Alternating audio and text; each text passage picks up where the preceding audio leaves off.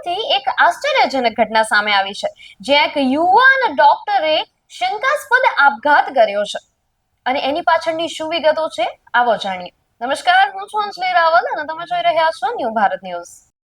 રાજકોટ શહેરમાં એક દુઃખદ ઘટના સામે આવી છે.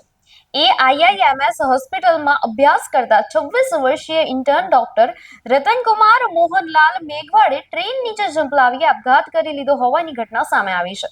માહિતી મુજબ વહેલી સવારે આ દુર્ઘટના બની હતી, જેમાં યુવક ટ્રેન નીચે ઝંપલાવતા તેમનું મૃત્યુ નીપજ્યું હતું. ઘટનાની જાણ થતા સ્થાનિક પોલીસ તાત્કાલિક ઘટના સ્થળે પહોંચી હતી અને તપાસ હાથ ધરી હતી. મૃતક યુવક AIIMS હોસ્પિટલમાં અભ્યાસ કરી રહ્યો હતો અને ઇન્ટર્ન તરીકે ફરજ બજાવી રહ્યો હતો. ઘટના બાદ મૃતદેહને પોસ્ટમોર્ટમ માટે રાજકોટ સિવિલ હોસ્પિટલ ખાતે ખસેડવામાં આવ્યો હતો. પ્રાથમિક માહિતી અનુસાર યુવકે અગાઉ પણ આપઘાત કરવાનો પ્રયાસ કર્યો હતો. લગભગ 1.5 મહિના પહેલા પણ તે આપઘાત કરવા પહોંચ્યો હતો, પરંતુ ત્યારે ગામ લોકોએ તેને બચાવી લીધો. આ ઘટનાની જાણ થતા રાજસ્થાન ખાતે રહેતા મૃતકના પરિવારજનોને જાણ કરવામાં આવી હતી. પુત્રના મૃત્યુના સમાચાર મળતા જ પરિવાર શોકમાં ગરકાવ થયો છે. હાલ પોલીસ સમગ્ર મામલે વધુ તપાસ કરી રહી છે અને યુવકે આ પગલું કેમ ભર્યું તે અંગે કારણ જાણવા માટે તપાસ ચાલુ રાખવામાં આવી છે. એમ્સની અંદર ઇન્ટર્નશીપ ડોક્ટર તરીકે રતનકુમાર મોહનલાલ મેઘવાલ મૂળ રહેવાસી જેસલમેર રાજસ્થાનના છે. તે અહીંયા એમ્સ ખાતે ઇન્ટર્નશીપની ડૉક્ટરની પ્રેક્ટિસ કરતા હતા. તે દરમિયાન તે વ્યક્તિ અગાઉ પણ 27 જાન્યુઆરી 2026ના રોજ ગુમ થયાની ગુમ જાણવા બ્રોડકાસ્ટ થયેલ. તેને પોલીસે શોધી અને તેના વાલી વારસોને સોંપેલ. ત્યારબાદ તેના વાલી વારસો તેને રાજસ્થાન ખાતે લઈ ગયેલ અને તેને સમજાવેલ. ત્યારબાદ તે રાજસ્થાન જ હતો, પરંતુ આજ રોજ વહેલી સવારના 5:30 વાગ્યાની આસપાસ કંટ્રોલ રૂમ તરફથી ગાંધીગ્રામ પોલીસ ટીમને જાણ કરવામાં આવેલ કે ઘંટેશ્વરથી પરાપીપળિયા ફાટક વચ્ચે એક ડેડ બોડી મળેલ, રેલવે લાઇન ઉપર ડેડ બોડી મળેલ છે.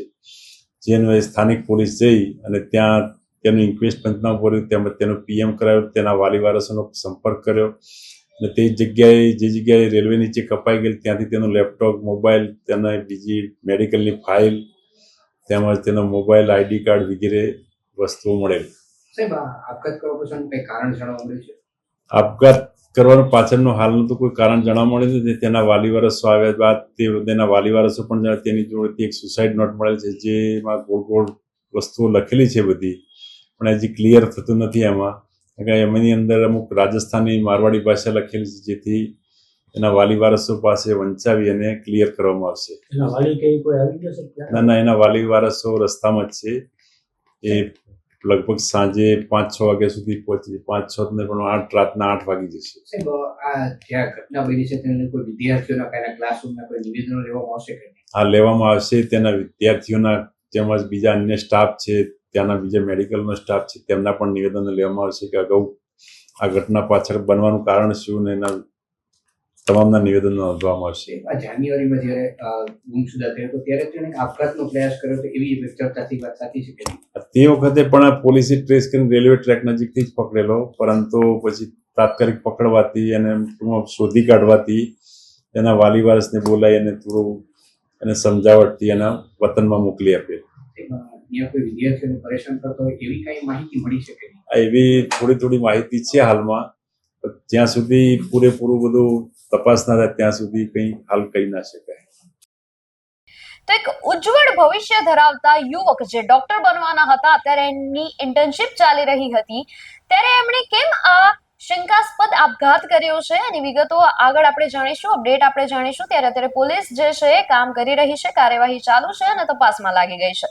આપનો અભિપ્રાય અમને કોમેન્ટ સેક્શનમાં જરૂરથી જણાવશો અને ન્યૂ ભારત ન્યૂઝને લાઈક, શેર અને સબસ્ક્રાઇબ કરશો. નમસ્કાર.